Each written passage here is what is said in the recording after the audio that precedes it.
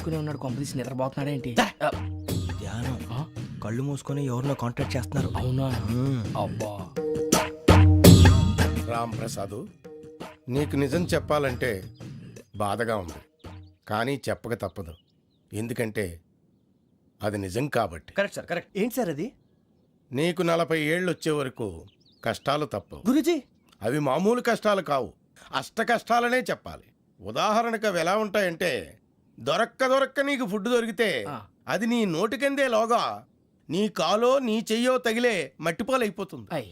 నీ వాకలికి తట్టుకోలేక అప్పు కోసం ఎండను పడి వెళితే అక్కడ తాళం వేసి ఉంటుంది. మరో కఠోరమైన నిజమేమిటంటే, నీ దరిద్రాన్ని చూసి భరించలేక నీ భార్య లేచి వెళ్ళిపోతుంది. ఒక్కతేనా ఎవరితోనన్నా? తప్పు. అతని దురదృష్టాన్ని చూసి ఎగతాళి చేయకు రమణ. Sorry sir. ఇదయ్యా రాంప్రసాద్, నువ్వు ఈ 40 ఏళ్ళు ఈ నరకాన్ని అనుభవించక తప్పదు. 40 ఏళ్ళ తర్వాత అలవాటైపోతుంది. ఇక నువ్వు వెళ్ళొచ్చు. ఏమో వెంకటేశ్వరరావు, కులాసైనా రమ్మన్నారట. నీకు శుభవార్త చెబుదామని పిలిపించాను. ఏంటి గురూజీ? నీకు శుక్రమహాదశ ప్రారంభం అవబోతుంది. అంటే శనిగా సెట్ అయిపోయినట్టేనా? ఆల్మోస్ట్ అయిపోయినట్టే. మీరంతా టోపీలు పెట్టుకునే ఉద్యోగాలు కూడా చేసుకుంటారు. ఇప్పటిదాకా మేమందరికీ టోపీలు పెట్టాం గానీ మాకు మేమే టోపీలు పెట్టుకుంటాం ఎప్పుడు అనుకోలేదు గురూజీ.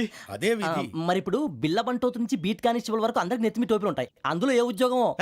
ఎస్ఐ గారు కూడా టోపీ పెట్టుకుంటారు తెలదా? ఏది మన చదివే చదువులకు ఎస్ఐ ఉద్యోగాలు ఇస్తారేంటి? గ్రహాలు శాసిస్తున్నప్పుడు చదువులతో పని లేదు. ఏబిసిడీలు చదివినా చాలు మీ జీవితాలు విచిత్రమైన మలుపులు తిరుగుతాయి. మీకు విపరీతమైన ఫాలోయింగ్ వచ్చేస్తుంది. మీరు చాలా ఫేమస్ అయిపోతారు. వింటానికి చాలా బాగుంది. ఇప్పుడు మమ్మల్ని ఏం చేయమంటారు గురూజీ? ఏమీ చెయ్యదు, వెయిట్ చేయండి. కాలం కలిసి వస్తే అదృష్టమే మిమ్మల్ని గేలం వేసి పట్టుకుంటుంది. అంతవరకు వెయిట్ చేయండి. వెయిట్ చేసి కొంచెం వెయిట్ కూడా పెరిగింది. అయినా పర్వాలేదు, వెయిట్ చేస్తాం. అందాక ఏ అప్పు సపోర్ట్ చేసుకుని తాగుతాం, బ్రతుకుతాం అన్నట్టు.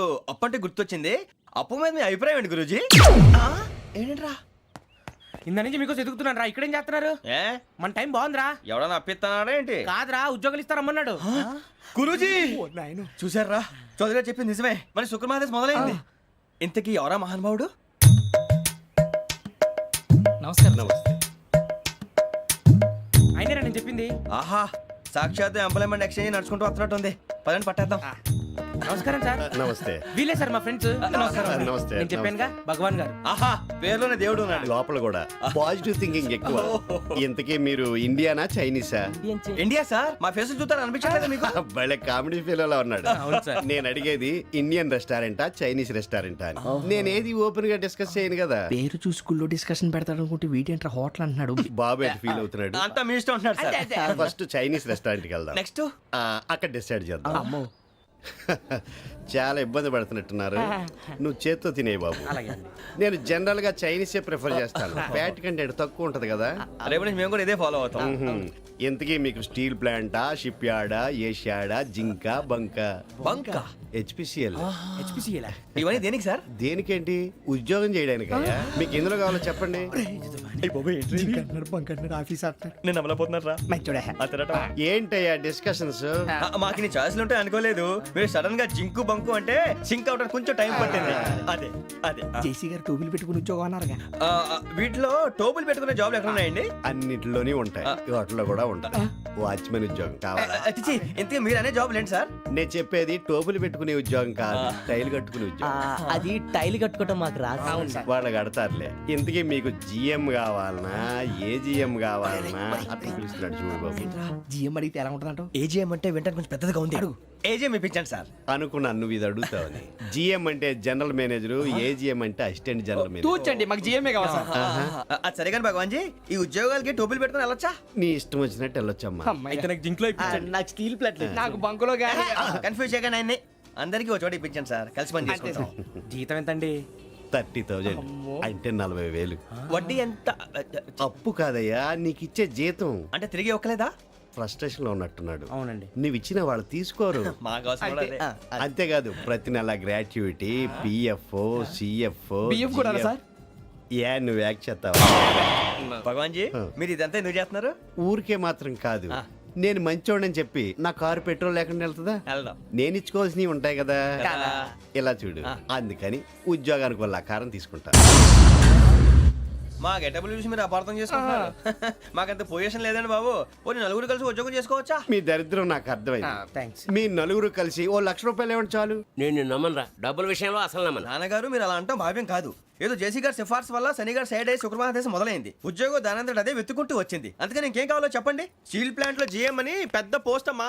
జీతం 30,000, నెల నెల ప్రమోషన్లు, సిఎఫ్లు, డిఎఫ్లు, పిఎఫ్లు, బిఎఫ్లు.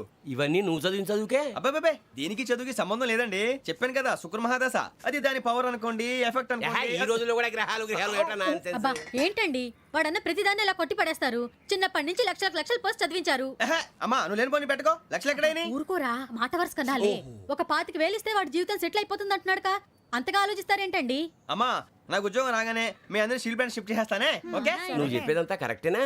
నాన్నగారు మీకు అంత అనుమానం అది ఇవ్వకండి. సర్లే, ఇప్పటికిప్పుడు అంత డబ్బు అంటే కష్టం కానీ నా కెనటిక్ హోండా అమ్మాలి. నాకు తెలుసు మీరు ఆ నిర్ణయం తీసుకుంటారని, అందుకే పార్టీని పట్టుకొచ్చాను. బయట వెయిటింగ్.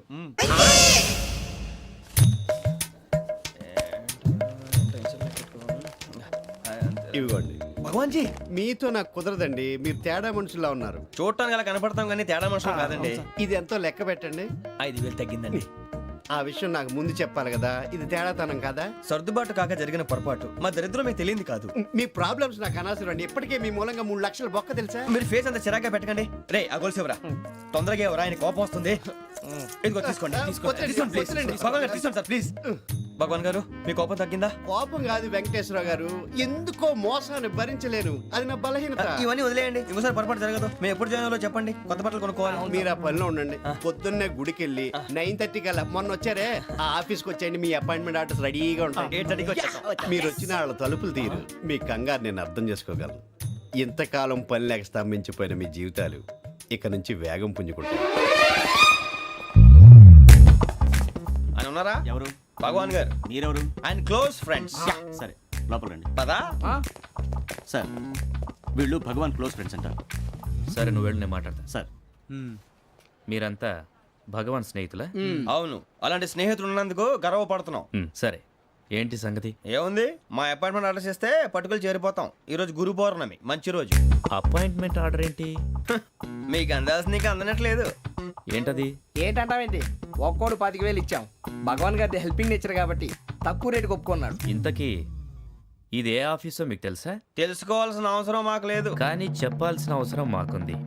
యాంటీ కరప్షన్ బ్యూరో అంటే అవినీతి నిరోధక శాఖ.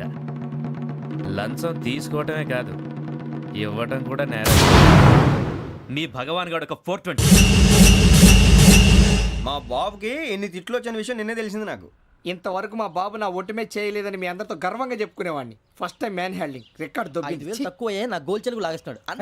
అరే కోపడకండి రా, వాడు ఇక్కడే దొరుకుతాడని మా ఫ్రెండ్ చెప్పాడు. తొక్క దొరుకుతాడు. మీకు జింక్ లో కావాలనా, బంక్ లో కావాలనా, స్టీల్ ప్లాంట్ లో కావాలనా, షిప్ యార్డ్ లో కావాలనా? అంటే ఎక్కడ పడితే అక్కడ ఇప్పిస్తారా సార్? ఎక్కడ పడితే అక్కడ, ఎలా కావాలంటే అలా చేసుకుందాం. ఇబ్బంది ఏమీ లేదు. ఆపరేషన్ లో కావాలనా? అవి గేమ్స్ కదా సార్. ఆ స్పోర్ట్స్ కోటా లేవయ్యా. ఏమైంది సార్? ఉద్యోగాలు ఇప్పించమని ఎంట పడుతున్నారు. నువ్వు టచ్ లో ఫోన్ చేయ.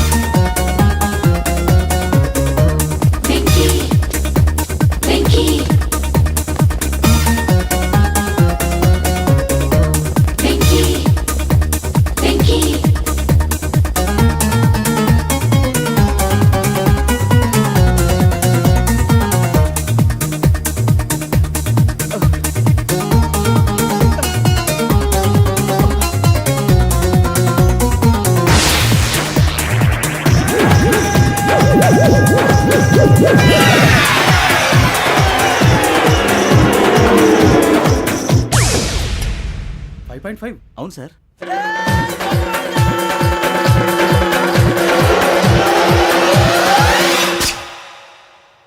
గ్రేట్.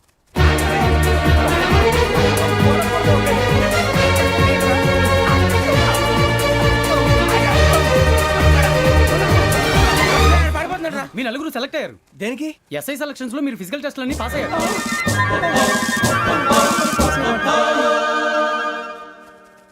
కానీ మేము అప్లై చేయలేదు సార్.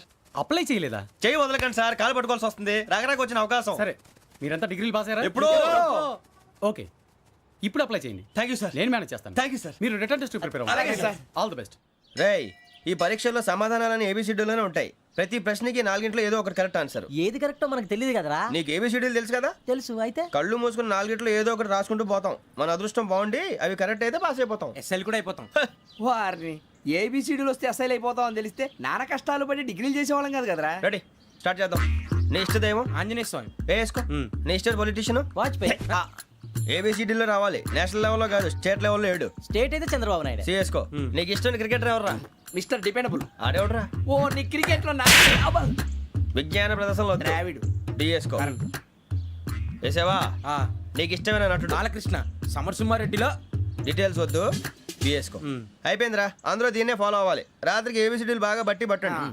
అందరూ ఏవే ఆన్సర్లు రాయాలి. మునిగితే అందరూ కలిసి మునుగుదాం. అయినా గురువారం పాటు గురుమేట్ల మీద కూర్చొని రాసింది ఖచ్చితంగా జరుగుతుందని జేసీ గారు చెప్పారు. మన ప్రయత్నం మనం చేద్దాం, మిగిలింది నేను ఎక్కడికి వదిలేద్దాం. ఆయన కూడా ఏదో పని ఉండాలి కదా.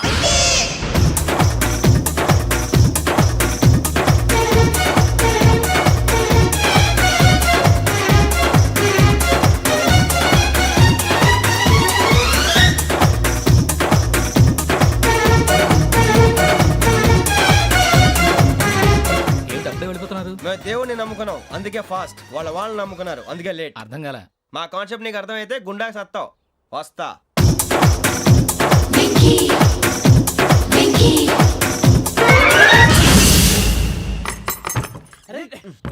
మనం అనుకున్నదంతా జరిగిపోయిందిరా. పొద్దున చిరా తెప్పించకండి. ఎవరు పోయారు? నీ దరిద్రం పోయింది. నువ్వు ఎస్ఐ ట్రైనింగ్ కి సెలెక్ట్ అయ్యావు. అన్న తండ్రి నేనే నమ్మలేదు, వాళ్ళు నమ్మారు. నాన్న నోరు తెరవరా. వాడు ఇంకా మొహం కడుక్కోలేదమ్మా. వాడికి ఏం కొత్త కదమ్మా, నువ్వు పెట్టవే. అమ్మా, చాలా సంతోషంగా ఉంది. ఈ సంతోషాన్ని వెంటనే చౌదరి గారితో పంచుకోవాలి. డేయ్, ఎవడన్నా సంతోషాన్ని కన్నవాళ్లతోటో కట్టుకున్న దాంతోనో పంచుకుంటాడు. నువ్వు మాట్లాడితే దరిద్రుడు జేసీ గారితో. నాన్నగారు, మీకు 1,00,000 సార్లు చెప్పాను అనే అనొద్దని. నేను ఈ రోజు పొజిషన్కి వచ్చానంటే ఆయనే కారణం. జగదాంబ చౌదరి గారు అంటే దైవాంశ సంభూతుడు. అయితే వెళ్ళి అదే వెళ్ళి ఆయన కాళ్ళమివ్వడు. మీరు మామూలు మనుషులు కాదు స్వామి. టోపీలు పెట్టుకుని ఉద్యోగాలు వస్తాయన్నారు, అలాగే జరిగింది. ఏబిసిడీలు వస్తే చాలన్నారు, చివరికి వాటిలతోనే ఉద్యోగాలు తెచ్చుకున్నాం. ఇందులో నాదేముంది? మీ గ్రహాల మూమెంట్ అలా ఉంది. అలా అనకండి, ఆ గ్రహాలు అలా మూవ్ అయ్యేలా చేసింది మీరే. వెంకీ, ఈ ప్రయాణంలో నీకు ఇంకో ప్రయోజనం కూడా ఉందయ్యా. వీళ్ళందరూ ట్రైన్ యాక్సిడెంట్ లో పోతారా స్వామి? కాదయ్యా, ఈ ప్రయాణంలో నీకు అందాల రాశితో పరిచయం ఏర్పడుతుంది. ఆ పరిచయం ప్రణయంగా మారి వివాహానికి దారితీస్తుంది. స్వామి, మాకు పొజిషన్ లేదని ఊళ్ళో లేడీస్ అందరూ చాలా చీప్ గా చూస్తున్నారు. ఎలారా బాబు అనుకున్నాను. చల్లటి వార్త చెప్పారు. మరి మాకు నీకింకా కొంతకాలం బ్రహ్మచర్యం తప్పదు. వీళ్ళకి ఇప్పుడు అప్పుడే తొందరగా ఉందిలేండి. మేము బయలుదేరుతాం స్వామి. మిక్సెల్ టచ్ లో ఉంటాం. శుభం. ఏట్రా